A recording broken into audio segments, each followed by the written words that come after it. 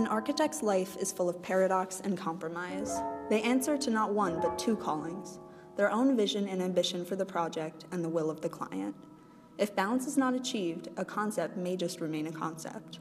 Therefore, the question that arises is, what is an architect's place in the project? Is it that they just draw on a sheet of paper and make the adjustments wished by the client? Jody Brown certainly seems to think so. In one of her many negative definitions of what architecture is, she claims architecture is the compromise arrived at by the client and the designers after the president of the firm and the client played golf yesterday. Cornel West, on the other hand, believes that the challenge is to not only try to understand architectural practices as power-laden cultural practices that are deeply affected by larger historical forces like the state or the academy, but also as practices that have their own specificity and social effects, even if one does not approve. We too believe that an architect has the right to assert their position in the project. After all, architects have the instruments to design a project and the education to see it through properly. They have long studied different theories by historians such as Vitruvius and Alberti, and have an understanding of what the world is in dire need of right now. In their book, Spatial Agency, Nishat, Awan, Jeremy Till, and Tatjana Schneider argue that the architecture should focus on more volatile aspects, process of production, occupation, and relation to society and nature, rather than style and form with static properties. These volatile and unpredictable aspects cause architects discomfort. They should embrace unpredictability and flexibility of architectural projects. A loss of control is seen not as a threat to professional credibility, but as an inevitable condition that must be worked within a positive light. Architecture has long been designed for the rich. It has never been able to reach a larger group of people, particularly the poor.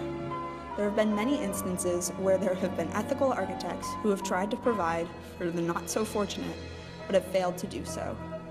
Hassan Fathi's New Gourna in Egypt is one such example. New Gourna was the starting point of sustainable and green architecture. The ideas used by Fathi were new at that time, however, they did not prove to be so successful today. The buildings are in a poor state and the residents find it hard to live there. Another example is Pruitt Ego. It was designed to provide low-cost housing, and its uniform design was intended to harbor a sense of community.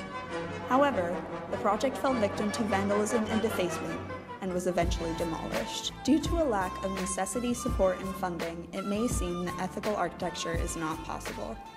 However, as is often overlooked when discussing the past trials of failed architecture, the failures themselves can lead to positive outcomes.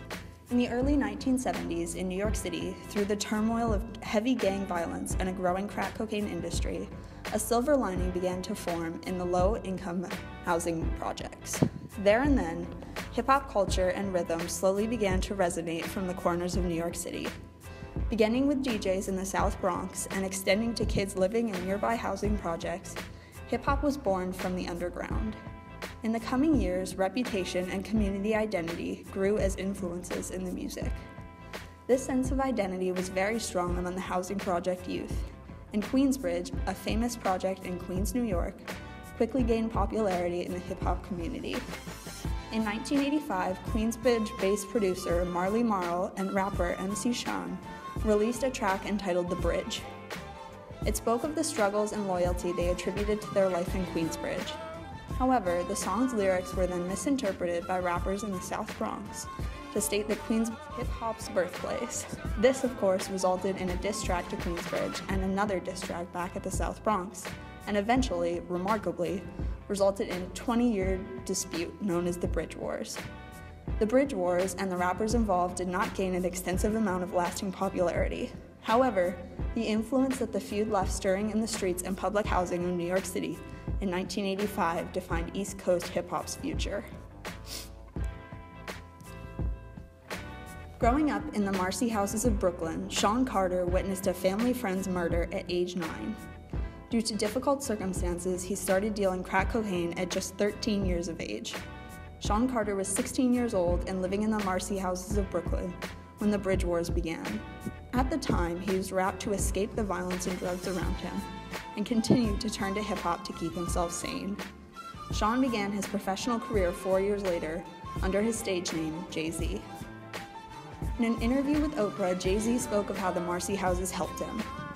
I think it helped me with everything because you had to operate with the highest of integrity because it meant life and death for the most part. It's been observed in past failed modernist housing projects, such as the aforementioned Pruitt Ego, that this generalizing and lowly funded design model for low-income housing can harbor unanticipated crime and violence. This violence was certainly clear in the housing projects of 1980s New York City, but was not particularly clear to the public eye. Being trapped in an extremely harsh environment with few options, the youth of the New York projects took much inspiration from their identity. Their houses took a great deal for them, but they returned the experiences and emotion necessary to create a culture as powerful as hip-hop. Nas was a 12-year-old in Queensbridge when the Bridge Wars began. 9 years later, soon after releasing his first album, Illmatic, Nas told one interviewer, "Growing up in Queensbridge, that just made me the person I am today. It taught me it's like a school of hard knocks. That's what some people call it. It's just real life. I made it to be 20, so that means something. I'm supposed to do something, you know what I mean?" This year, after turning 41 and releasing his 13th album, Nas told an interviewer, "When I made Illmatic, I was a little kid in Queensbridge, trapped in the ghetto. My soul was trapped in the Queensbridge projects." Nas took the pressure of violence and fear that Queensbridge placed on him and created the hip-hop classic Illmatic. The very fact that he lived to be 20 years old led him to do something. The fact that he had not died yet was powerful enough to produce hip-hop history. This power, as it resonated from a population as large as lower-class New York City, formed a culture that could be heard around the world. In the same way that hip-hop and hip-hop culture involved an entire community of low-wage New York City residents in the 1980s and 90s, architecture can be used to involve massive populations for ethical and social awareness. Just as hip-hop brought a struggling society's rich culture and systematic issues to the public eye, architecture can be used to bring popular attention to issues and influence societal motives. However, just as hip-hop proved so successful through its rich contextual style, ethical architecture may only be successful if done in the same way. This motivated a personal style evident in various forms of hip-hop. It is clearly embodied through icons such as Kanye West in ways as simple as how he speaks. In his article, Keep Talking Kanye, Sekou Cook opens with, "I may be in the minority among my peers, but I want Kanye West to keep talking.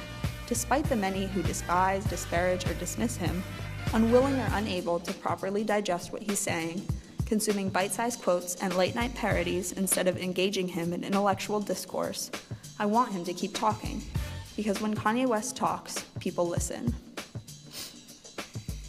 It is this voice that Cook says he is so excited about. This kind of voice, one fueled by passion and purpose, is the kind that can reach and inspire.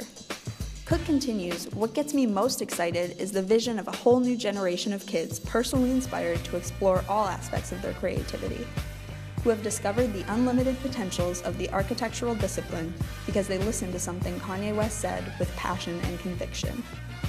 It is with this passion and conviction that a famous musician may break down fundamental issues and barriers within architecture. It is with this passion and conviction that the youth of the New York City housing project spoke to the world. And it is with this passion and conviction that our future architecture must stand and proclaim. However, let it be understood that this passion cannot exist out of nothing. To be passionate is to be critical. As mentioned in Sarah Wigglesworth's text, Critical Practice, the dilemma that an architect often faces is the need to practice critically while balancing it with the demand of the commercial imperatives and the client's wishes that permit the practice to take place at all. This implies that architects often work with the status quo, but at the same time demand exploring ways of adjusting the status quo in order to put forward a critique of it in anticipation of moving the current condition forward. Therefore, it suggests that a critical practitioner must be aware of a lot of things, such as ethics, people, and economy, but most importantly, be able to be flexible and have the ability to make judgment one has not made before. Therefore, to be critical, an architect must be able to communicate well with their subject. However, creating effective ethical and social change in the world must also come from an activist motivation and mindset, collectively built from below within the architectural community. In his pop architectural article, Cook claims that architecture has been inaccessible to the underclass and the underprivileged. But we believe that opinions from the underclass are not the only kind of opinions that are missing. The general thinking that architectural design is only an architect's obligation is incorrect. Architects, as is argued in the book Informal City, fail to see, let alone analyze or capitalize upon, the formal aspects of urban life because they lack a professional vocabulary for describing them. Their vision is shaped and therefore also limited by their theories, which fail to confront critically real-world issues. The architectural conscious should belong to a much wider group of actors, from users to artists, from politicians to builders, with a diverse range of skills and intents. Accordingly, a collective respect for equity amongst those actors should also be held in high regards.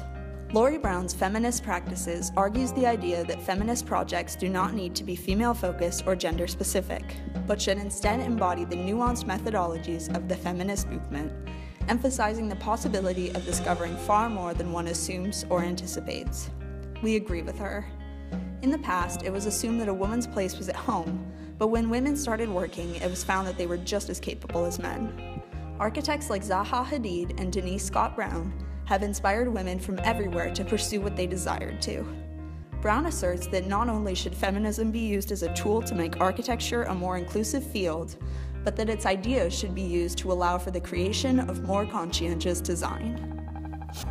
In addition, the School of Architecture at Syracuse University believes in changing the world for the better. AIAS, a student body organization, has been involved in ethical projects.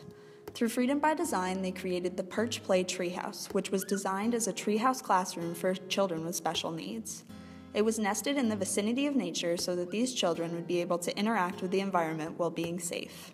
While the treehouse's design was intended specifically to accommodate children with special needs, it also includes a variety of aesthetic considerations, demonstrating an example of the blending of ethics and architecture. With this activist attitude in the young architectural community, a hospitality for input from all individuals, and a continued focus on rigorous education and creativity, like-minded and passionate people around the world will be able to work in combination.